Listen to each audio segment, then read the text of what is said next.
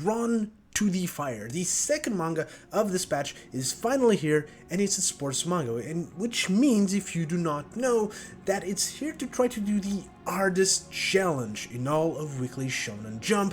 It's trying to break the curse. I think pretty much everyone that has been watching my videos for a while probably has heard of it, as I have to mention it every time a new sports manga comes out, but I'm sorry if I have to repeat it, but I think it's important context for anyone that does not know. The fact is that the last pure sports title released in Weekly Shonen Jump to not get cancelled debuted in May of 2014, being Inomaru-Zumo, which means that we're just shy away of 12 years to the date. 12 years of dozens of new sports titles that have sadly gotten cut by the menacing axe of Weekly Shonen Jump. When I started doing these videos in late 2020, the idea of the curse was already pretty established, but with IQ having dominated the last 8 years in the magazine, it kinda makes sense that no new manga in the genre had managed to really break through.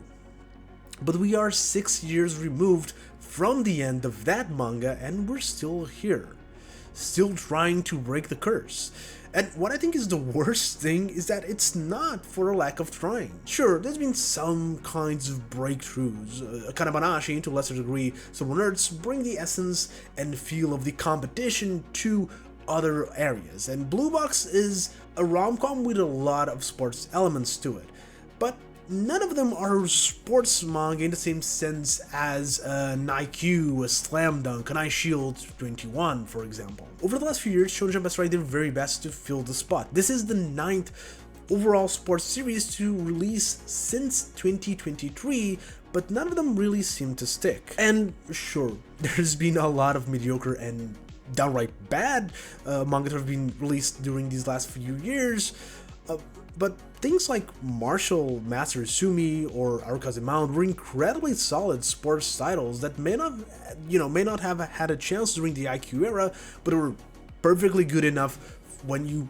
really have nothing else. Ping Pong Peril was fairly out there, but it was also really fun, and people are still mourning the end of Green Greens, not only one of the best sports manga released in recent times, but overall one of the most positively received X titles in general as well. Surely at some point new sports manga will have to come and wow everyone and take their place in the empty throne, but the longer it takes, the harder it seems for it to actually happen. Normally every new Weekly Shonen Jump manga is going to have an hard time surviving. Statistically speaking, 90% of the new titles in Shonen Jump die out. It's always been that way. But for a sports title, that 0% survival rate over the last decade must look even scarier. It's a gigantic wall that they have to surpass, and so far, all of them have failed. So can Drawn to the Fire be the one to break the walls down, or is it just going to be the next victim? Let's talk about it. First of all, I just want to say, Drawn to the Fire, that's a pretty cool name.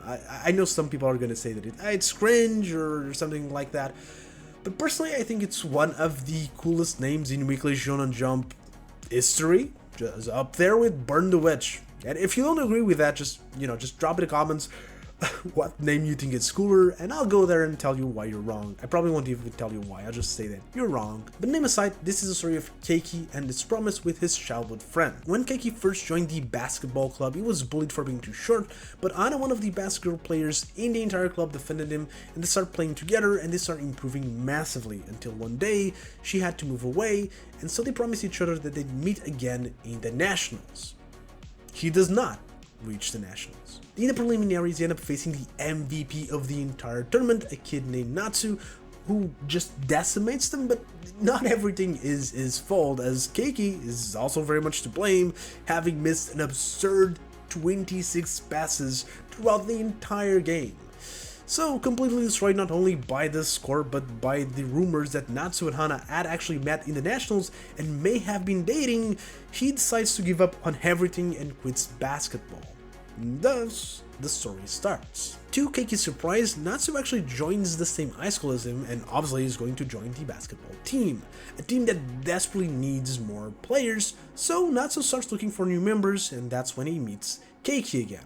still remembering him due to all of the missed passes. The bulk of the first half of this chapter then is Natsu stalking Keiki and trying to convince him to join the club, and I actually quite enjoyed this. The dynamic between the two characters is pretty good and is also overall quite funny. I also like Natsu just in general.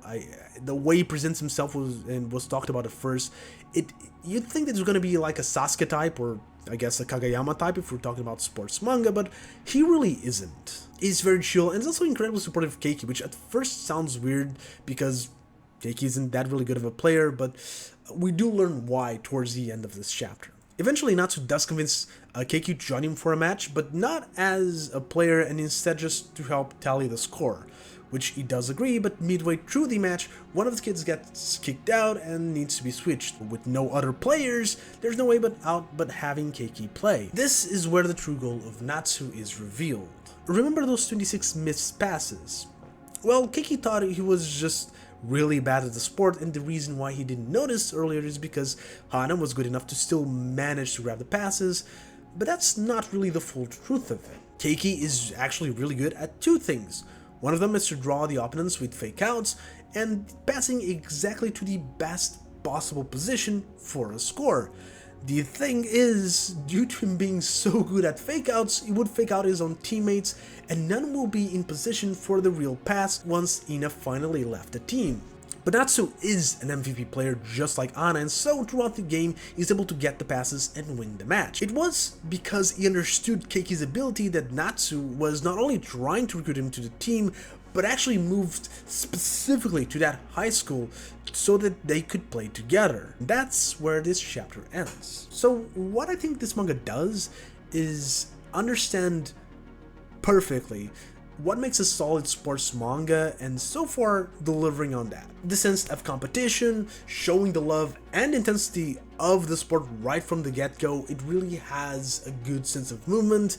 It showed just enough basketball throughout the chapter for you to remain seated, but I think what pushes Drawn to the Fire a bit above it is the relationship between the three characters. Bringing a double or even maybe a triple meaning to the title, you get to see how these characters really are drawn to each other. The way that Ana and Keiko pushed each other to improve, and the way that Natsu was drawn to the potential of Keiko, it's all brought together with this really good imagery of these lights slash fireflies. Because the original title of this manga is Natsu Tomo Chicago, or Summer and the Firefly Cage, or maybe Natsu and the Firefly Cage, which makes Natsu the actual titular character, which I think is a fun curiosity.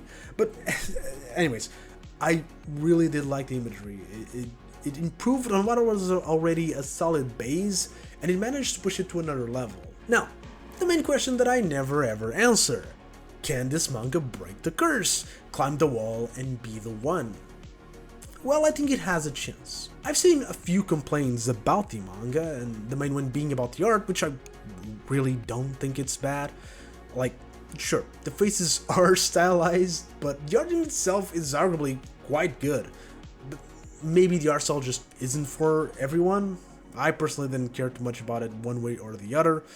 And the second complaint is the whole pacing of the chapter, which I do get. More specifically, at least to me, the entire backstory of Keiko and Ana could have been restructured to be the entire first chapter, but instead you kinda are just told what happened quite fast.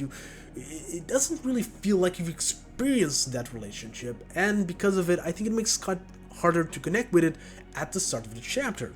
However, I think that hurdle is managed by the end of it. I think the pacing could have been better, but I don't think it is bad. There's still a perfectly good structure for the first chapter in here.